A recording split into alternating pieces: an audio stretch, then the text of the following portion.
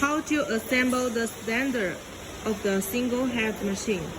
After you receive the machine, you can see 2 main frames and 4 small frames and 1 pack of screws.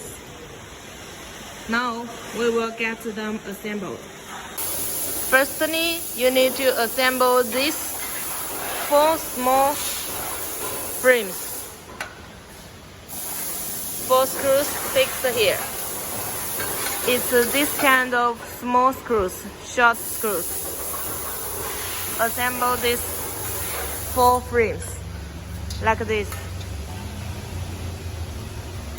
And be careful, this gap is facing the ground. Here is a gap facing the ground.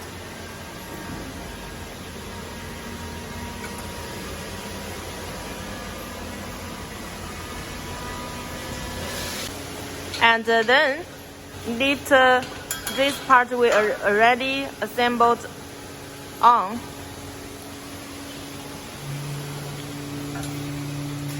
And fix the screws at this side. 这个就不用上螺丝了吧？还笨到连这个螺丝还不用上吗？ After you assemble all screws at this side, it's okay.